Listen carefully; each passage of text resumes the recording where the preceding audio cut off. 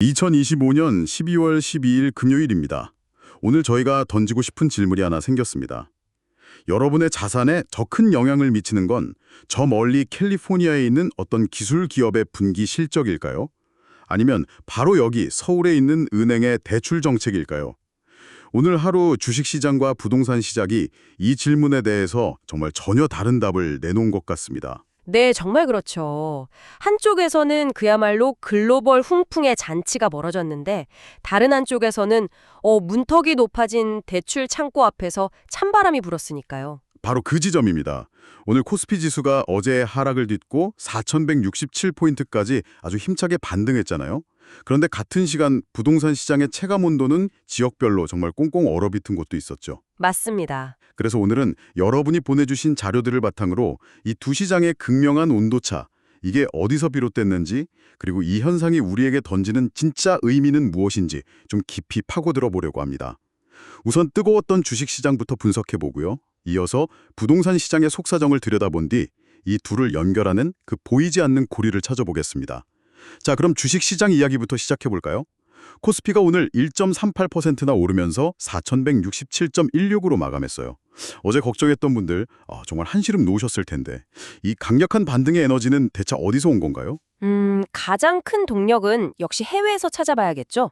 간밤에 미국 반도체 기업 브로드컴의 실적이 시장 예상을 아주 훌쩍 뛰어넘게 나왔습니다. 아, 브로드컴이요? 네, 이게 글로벌 인공지능, 그러니까 AI와 반도체 분야 전반에 대한 투자 심리에 그야말로 불을 붙인 겁니다.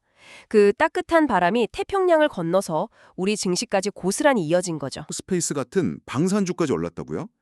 이건 정말 의외인데요. AI 칩 이야기하다가 갑자기 방산이라니. 이 둘 사이에 어떤 연결고리가 있는 거죠? 아주 좋은 지적이에요. 그 브로드컴 효과가 기폭제가 된 건 맞습니다. 하지만 그게 전부는 아니었어요.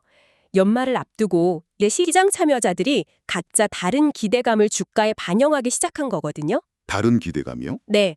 예를 들어서 건설이나 방산업종이 강세를 보인 건 국내외 대형 수주 계약에 대한 기대감이 작용했다는 아주 명확한 신호로 볼 수 있어요. 내년에는 큰 계약이 터질 거야 하는 그런 기대감이 벌써부터 주가를 밀어올리는 거죠. 그렇군요. 그럼 물론 삼성전자나 SK하이닉스도 올랐죠. 그런데 사실 브로드컴 실적이 좋았다고 해서 이 두 회사의 근본적인 가치가 하루아침에 바뀌는 건 아니잖아요. 이건 순전히 분위기와 기대감이 시장을 움직였다, 이렇게 봐야 하는 건가요? 정확히 보셨어요. 두 종목 모두 분위기를 타고 상승했지만 시장 한편에서는 그 밸류에이션 경계감이라는 목소리도 분명히 존재합니다. 밸류에이션 경계감? 네, 마치 인기 있는 맛집 앞에 줄이 너무 길어지면 이 정도로 기다려서 먹을 만한 가치가 있나? 하고 고민하게 되는 것과 비슷해요. 주식도 마찬가지죠. 좋은 기업인 건 알겠는데 가격이 너무 비싸다는 생각이 들면 투자자들이 망설이기 시작하는 겁니다. 그러니까 시장 안에서도 오르는 걸 따라가려는 힘하고 이거 너무 비싼 거 아니야? 하고 주저하는 힘이 팽팽하게 맞서고 있었다. 이런 거군요. 돈의 흐름, 그러니까 수급을 뜯어보면 더 재미있어요. 기관 투자자들은 지수를 움직이는 대형주를 대규모로 사들이면서 시장 전치를 끌어올렸고요. 반면에 개인 투자자들은 코스닥이나 중소형주 쪽에서 새로운 기회를 찾으려는 움직임을 보였어요. 외국인들은 어땠나요? 외국인들은 일부 특정 섹터에만 아주 조심스럽게 투자하면서 약간 한 발짝 떨어져서 상황을 지켜보는 듯한 그런 모습이었습니다. 정리하자면 큰 손인 기관들은 시장 전체를 끌어올리는 대형주를 샀고 개인들은 좀 더 작은 규모의 주식에서 기회를 찾았고 외국인들은 일단 한 발 빼고 지켜보는 분위기였다. 이렇게 볼 수 있겠네요. 와, 한마디로 같은 시장 안에서 모두가 다른 꿈을 꾸고 있었던 거군요. 주식시장은 이렇게 해외에서 불어온 훈풍의 잔치 분위기였는데 듣고 보니 바로 그 시각 부동산 시장에서는 찬바람이 불고 있었다는 거잖아요. 온도차가 정말 극심했네요. 구체적으로 어땠나요? 네, 우선 큰 그림부터 보면요. 최근 정부 통계, 이게 10월 기준인데 이걸 보면 전국 주택 매매가와 전세가가 소폭 올랐고 거래량도 회복세를 보이고 있어요. 이걸 보면 수요가 아직 살아있구나 라고 생각하기 쉽죠. 네, 숫자만 보면 그렇죠. 하지만 이건 어디까지나 전국 평균이 만들어낸 숫자일 뿐입니다.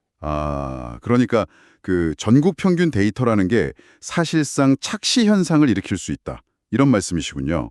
서울의 뜨거운 열기가 지방의 냉기를 가려버리는 것처럼요. 맞아요. 자료를 세부적으로 뜯어보면 수도권, 특히 강남이나 재건축 기대감이 큰 지역은 수요가 꾸준히 뒷받침되면서 가격을 방어하고 있어요. 반면에 대구나 경북 같은 일부 주방은 미분양 물량이 쌓이면서 약세를 면치 못하고 있죠.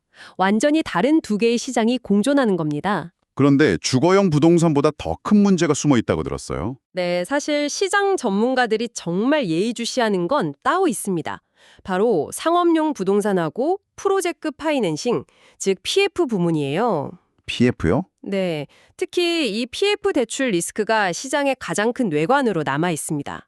쉽게 말해서 건물을 짓기 위해 빌린 대규모 대출이 부실화되는 건데요. 이게 위험한 이유는 단순히 건설사 하나가 힘들어지는 걸로 끝나지 않기 때문입니다.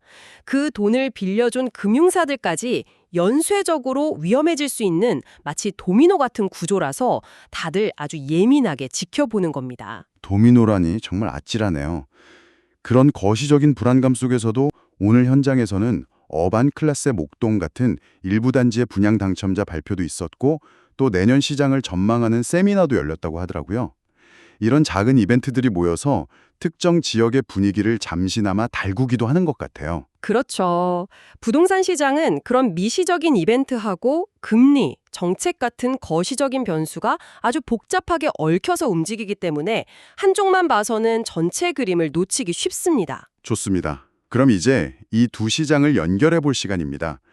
오늘 하루는 금리와 환율이라는 똑같은 재료를 가지고 주식과 부동산이 얼마나 다른 요리를 만들어내는지를 명확하게 보여준 것 같아요. 정확합니다. 브로드컴의 실적 호조 같은 글로벌 호재는 우리 기술주 주가에 거의 즉각적으로 반영됐죠. 반면에 계속되는 원화 약세, 그러니까 원달러 환율 상승과 앞으로 금리가 어떻게 될지 모른다는 불확실성은 부동산 시장엔 상당한 부담으로 작용하고 있어요. 특히 은행들의 태도가 변했다고요? 네, 그게 중요합니다. 연말이 되면서 리스크 관리를 위해서 주택담보대출이나 대환대출의 문턱을 높이고 있거든요. 이건 실수요자들의 자금 조달 계획에 직접적인 타격을 주는 요인입니다. 바로 그 지점이네요. 정말 아이러니한 상황 아닌가요? 오늘 광장 부동산 시장은 대출 규제 때문에 꽁꽁 얼어붙고 있는데 주식시장에서는 바로 그 부동산을 짓는 건설사 주가가 오르고 있다는 거잖아요.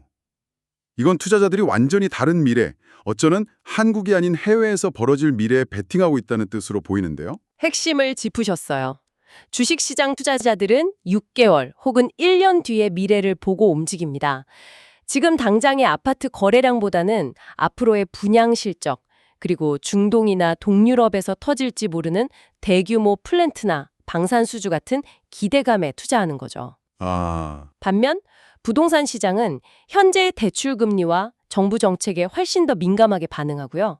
같은 변수를 두고도 해석과 반응의 속도가 전혀 다른 겁니다. 자, 그럼 이 모든 정보를 바탕으로 이 복잡한 시장을 헤쳐나가야 할 여러분이 앞으로 무엇을 확인해야 할지 실용적인 체크리스트를 정리해 보겠습니다. 먼저 주식 투자자 관점에서 말씀드릴게요. 네이버 증권 같은 플랫폼에서 업종별 지수 흐름이나 외국인 기관 순매수 현황을 꾸준히 확인하는 습관이 중요합니다. 오늘 같은 날에는 반도체, 방산, 건설 업종으로 돈이 얼마나 쏠렸는지 거래대금 변화를 눈여겨봐야겠죠. 특히 건설주에 관심이 있다면 해당 기업의 분양 실적이나 PF 리스크 관련 공시를 반드시 확인해야 합니다. 이건 선택이 아니라 필수라고 말씀드리고 싶네요. 부동산 시장에 관심 있는 실수요자들은 어떤 점을 가장 먼저 체크해야 할까요? 지금은 대출 조건이 계속 까다로워지고 있다는 점을 꼭 기억하셔야 합니다. 연말에는 아예 신규 대출 접수를 일시 중단하는 은행도 나올 수 있어요. 따라서 관심 있는 은행의 금리 정책이 어떻게 바뀌고 있는지 네이버 부동산 같은 곳에서 제공하는 금융정보와 반드시 교차 확인해야 합니다. 발품을 팔기 전에 손품부터 꼼꼼히 파셔야 하는 시기죠. 마지막으로 두 시장에 공통적으로 영향을 미칠 수 있는 리스크 요인도 짚어주시죠. 네, 세 가지를 강조하고 싶어요. 첫째, 원화 약세가 계속될지 여부. 이건 외국인 자금 흐름과 수입 물가에 직접적인 영향을 주죠. 둘째, 앞서 말씀드린 상업용 부동산의 구조적 리스크가 금융 시스템 전체로 번질 가능성. 그리고 마지막으로 AI, 반도체 같은 특정 섹터의 과열 가능성입니다. 모두가 한 방향으로만 달려갈 때는 항상 조심해야 합니다. 결국 포트포리오 분산과 리스크 관리가 그 어느 때보다 중요한 시점이라고 할 수 있겠습니다. 오늘 시장을 한마디로 요약하자면 이렇습니다. 주식시장은 글로벌 테마라는 훈풍에 웃었지만 밸류에이션 부담이라는 과제를 안고 있습니다.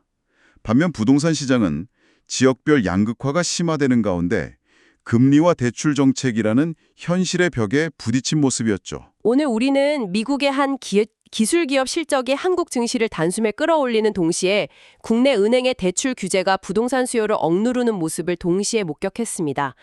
여기서 여러분이 한번 생각해 보실 질문을 던지며 마무리하고 싶습니다.